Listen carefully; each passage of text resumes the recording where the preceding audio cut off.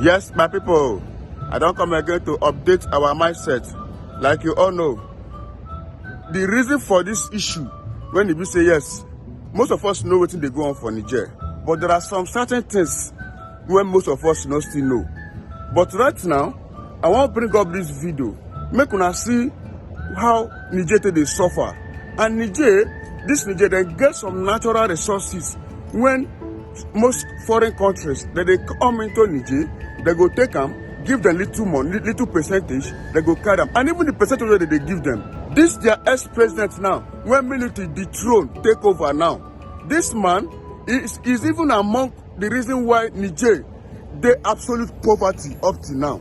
Because those things, when they come in from those foreign countries, when they come, they take their natural resources, those percentage, they get to Niger citizens.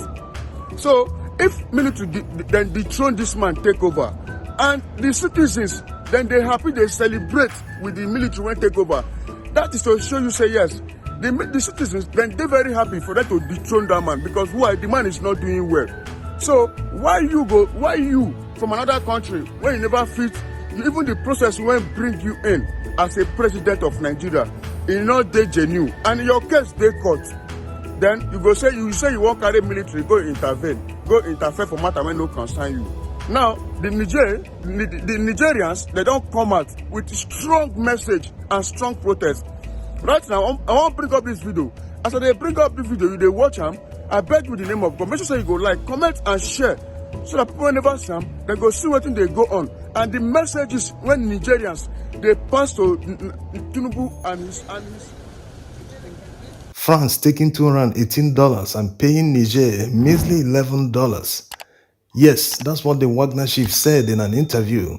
He said the military junta in Niger told him this when they invited them to come and help them secure their country. He said that they deserve a better deal, that any company coming into their country to mine natural resources should at least offer them a 50-50 deal. It's not clear where they're getting this $218 from, because when you get online, the price of uranium hovers around $56. And it actually hit this price after the military coup in Niger. But the most important thing here is to understand their sentiments. These people are fighting for emancipation. They feel that they are being cheated. Why is their country too poor upon all the natural resources that companies, especially Western countries, are mining from their country? They are simply tired. The same sentiment can be seen in all the countries in West Africa where the military have recently taken over power. They are all simply tired. Whether it's the fault of the companies mining these resources or the different democratically elected governments the military took over power from, who failed to deliver dividends of democracy. Yes, that's the major problem here. When governments fail to deliver good governance, they fail to lift their people out of poverty. The people will always fight back. That fight back might be in the form of a military coup, civil disobedience, or even a revolution. That's why you see people chanting and dancing in the streets of Mali, Niger, Burkina. They are simply tired, and they truly believe that the military guys will help them to achieve economic emancipation.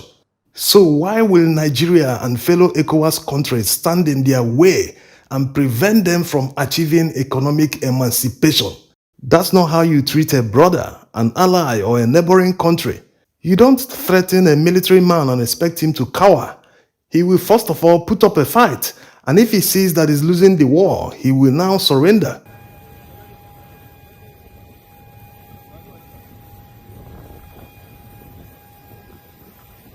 Yes, that's what they've realized. After threatening to invade Niger, after 7 days, ECOWAS have now realized that it was counterproductive. That's why they now say that they prefer diplomacy and negotiations, which of course should have been the first thing they should have done. But after threatening and later sending an envoy to Chiani in Niger, he gave them a cold shoulder. He didn't even show up. So they now realize their mistake. And it's obvious they can't be doing this in the interest of Nigerians. When Nigerians are not complaining, they are happy, celebrating everywhere, dancing in the streets. They are backing the military. So why should a foreigner be complaining more than the bereaved? Meanwhile, Tinubu has made a request from Nigeria's National Assembly to authorize a military intervention in Niger. This is already receiving serious opposition from his fellow party members who are from the north. The senators from the northern states are saying that they oppose it, that they don't want a military intervention in Niger. So it's obvious that they will not authorize him to go into Niger for any adventure. Let Nigerians solve their problems by themselves. They are not asking anyone to come to their aid for now. They are not even opposing the military guys. If in the future they start doing that, then a military intervention can be justified. But like they say, a stitch in time saves 9. Prevention is better than cure. Why don't we tackle the root causes of military coup? Why don't we expend the same energy in criticizing election rigging and political coup and tenure extension, even human rights abuse and stifling of opposition? Why don't we criticize them with the same energy? Why wait till a coup happens?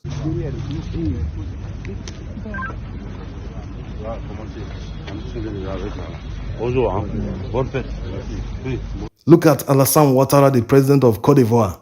When he was fighting Laurent Gbagbo, the former president, everyone saw him as a Democrat. But look at what he has become. After spending 2 terms in office of 5 years each, he forced an amendment of their constitution so that he can have a 3rd term. So why should people who don't obey the rules in a democracy criticize others because they feel it is a military coup? You can't change the rules in the middle of the game. That's exactly what INEC did. After telling the whole world how they will conduct the election, in the middle of the election they changed the rules and rigged the election in favor of Tinubu. He didn't win the election, he doesn't have the mandate of the people, and he is the one talking about protecting democracy. Is this a joke? You don't know what democracy means. You violated all democratic rules in order to get to power. You used thugs, policemen, anything within your power and money to get to power. And you have the audacity to tell another man to restore democracy in his own country? This is a joke taken too far. The military guys are in charge in Niger, no matter what anyone feels. That's why the attitude of France reinforces their sentiments. You can't say you don't recognize them because they told you to pack and leave. Leave their country with your military, that they don't want you anymore. How can France be saying they don't recognize them, that they are not the legitimate power in Niger? What does legitimacy mean? When they quickly rushed to congratulate someone in Nigeria who didn't win an election, despite the damning EU report that says that the election was seriously flawed. So no matter how anyone feels about it, the military guys are in charge in Niger. If you want to conduct any business in Niger today, you meet them, you deal with them. They are the official government in Niger. They are only against him because they can't control Niger anymore. That's why they don't ever criticize civilian dictators who rig elections continuously for decades to stay in power. Look at Paul Biya in Cameroon. Look at what is going on in Senegal today. And in so many other African countries where you have civilian dictators. They hide under democracy to steal their country blind and launder the money to Western countries where it is used to develop their economies. They will never criticize them. They only criticize military men because they can't control them. It's as simple as that. Look at Nigeria in the 90s. Nigeria was under serious sanctions under Abacha. They couldn't control Abacha. Even the Pope came to beg Abacha to leave power, but he refused. Not that forceful takeover of power or military coup is good. It is cause and effect. Let's not forget that. If we tackle all the causes of military coup, there will never be a military coup in Africa or other parts of the world.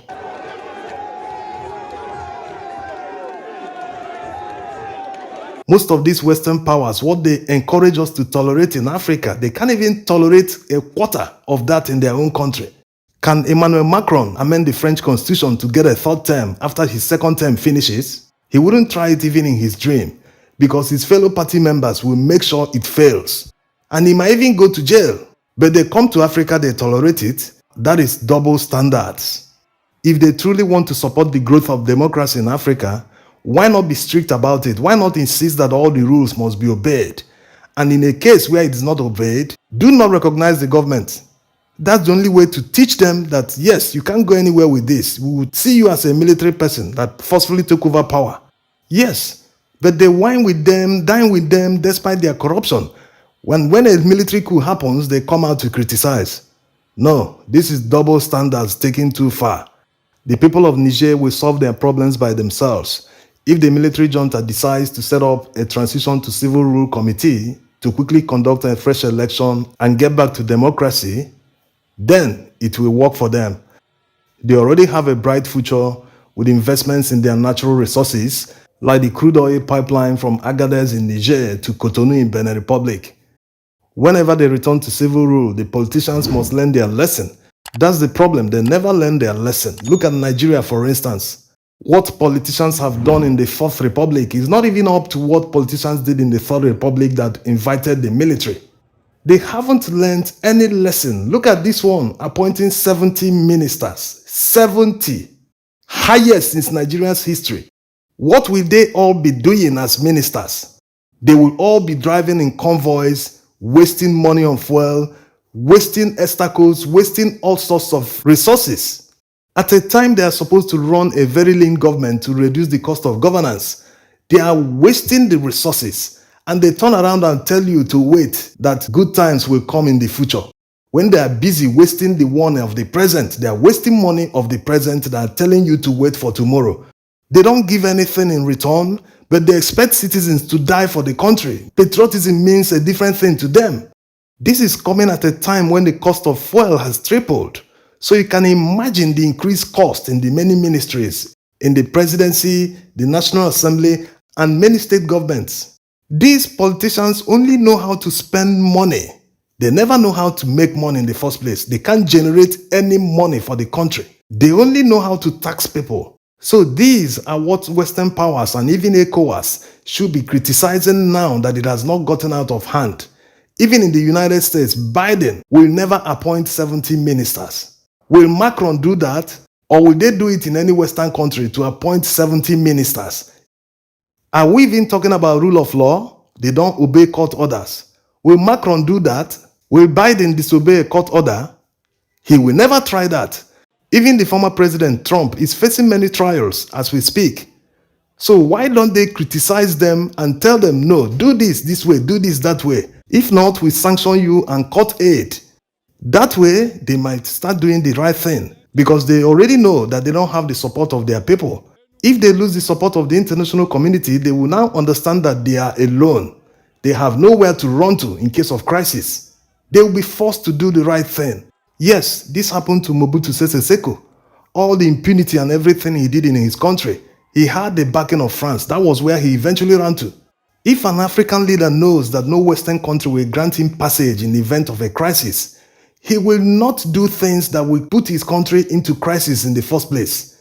He will obey all the rules of democracy to make sure there is peace. So the Western countries are actually part of the problem. They are the ones backing dictators in civilian garb. Without their backing, these people will understand that they have nowhere to run to, and in case of a revolution, they will be the first casualty. They won't have anywhere to run to. Laissez-nous tranquille, la France, s'il vous plaît, laissez-nous. Vive la Russie, on est pour la Russie, vive la Russie.